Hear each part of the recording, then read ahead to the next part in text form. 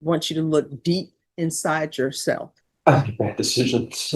And you're still choosing to do this nonsense. And whether or not there's supposed to be 5 people in the cell or 2 people in the cell, they will put 5 people in that cell. What have you been doing with your life? Do you know how many 20-year-olds are at the prison? I will sentence you to. This 20-year-old is staring down a possible life sentence for aggravated robbery, and while out on bond, he's already back in court, apparently loving weed more than his own freedom.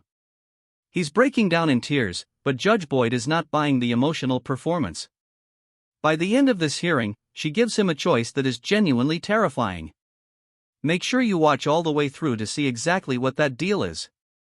Let me know in the comments if you enjoyed Judge Boyd courtroom moments. I really want to hear your thoughts. But let's get into it.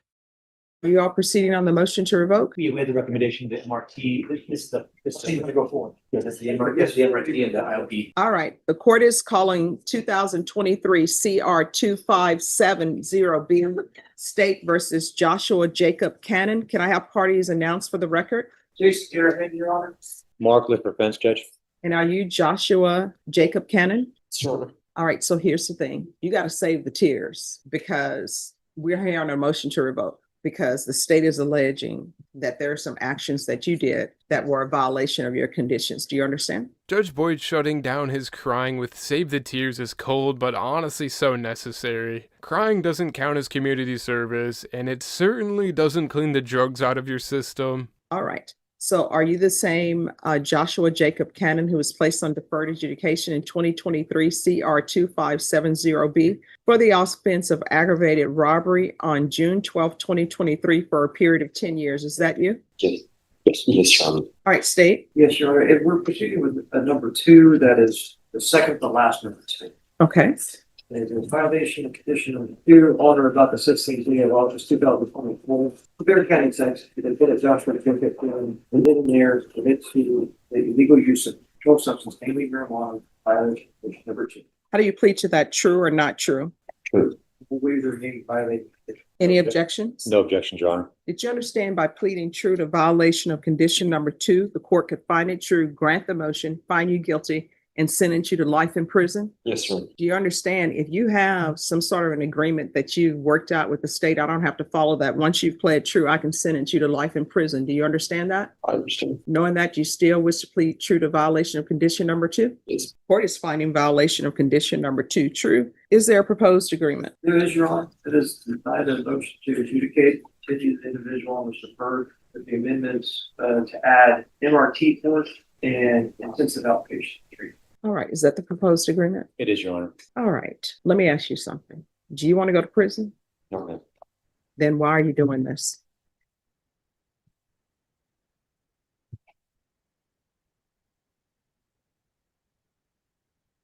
I make bad decisions.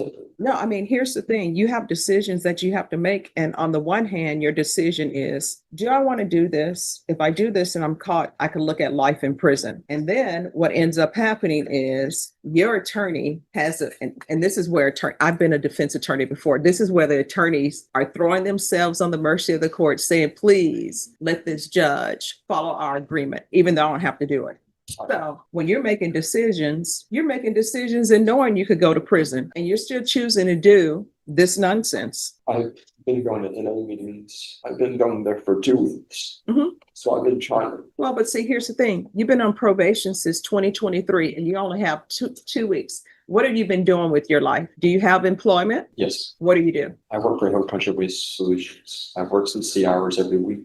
But you find time to do this. So, I mean, I will tell you, and your attorney will tell you, and Mr. Garham will tell you. How old are you? 20. You're 20. Do you know how many 20-year-olds are at the prison? A lot.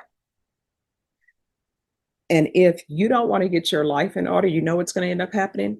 You're going to be at the prison. I will still remember you because I remember all the people who come through here. But you know what everybody's going to say? Oh, well. And this is what I can tell you about the government. The government may not have money to build state hospitals, but they will always find money for the prisons. And whether or not there's supposed to be 5 people in the cell or 2 people in the cell, they will put 5 people in that cell. They will put sick people in that cell because they're not going to let you just be out here and say, oh, well, it's overcrowded, so we don't have another jail, so we'll just let him be out here. That's not the way it works. And he can tell you that's not the way it works. And if you're drug tested today, are you going to be positive? You need to tell the truth and shame the devil. What are you going to be positive for? Marijuana. Yeah. He's standing there crying about how much his freedom means to him while openly admitting that he's high right now. That takes a special level of recklessness, violating probation during your actual probation hearing. You really can't make this stuff up. Here's the thing. I know people say marijuana is not a big thing, but when you're on probation, guess what? And your attorney will tell you this. You're not even allowed to drink alcohol in your house. You're not even allowed to smoke marijuana in your house. If you do, you know what that's telling me? You want to go to prison. So I'm going to give you a decision. And what I can tell you is, you know yourself better than your attorney does, better than I do, better than probation, better than the state does. So I want you to look deep inside yourself and discover and realize whether or not you can complete this probation or not, because you signed up for probation to be on probation for 10 years. So that's 2033. If you cannot complete this probation and you know you cannot complete this probation, just let us know. I will sentence you to 5 years in the prison. Otherwise, I will follow this agreement that you've reached. They're going to give you UAs and they're going to test for levels. If those levels go up, that signifies that you're using, and a motion to revoke is going to be filed, and we're going to be right back here. So those are your only two choices. I'll give you the MRT, the intensive outpatient treatment. I'm going to make you do NA meetings, and they're going to test for levels, or you can call it a day and I'll sentence you to 5 years in the prison. Which do you prefer? TR meetings. All right. Have you had a time to internalize that? Yes, ma'am. All right. Because I will tell you, the state will tell you, I've sent 20-year-olds to prison before.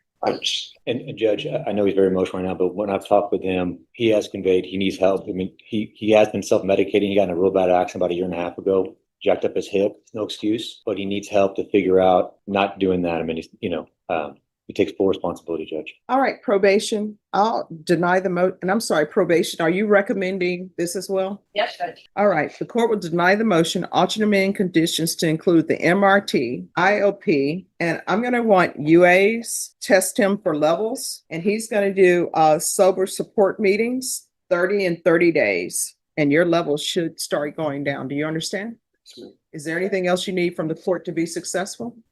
No.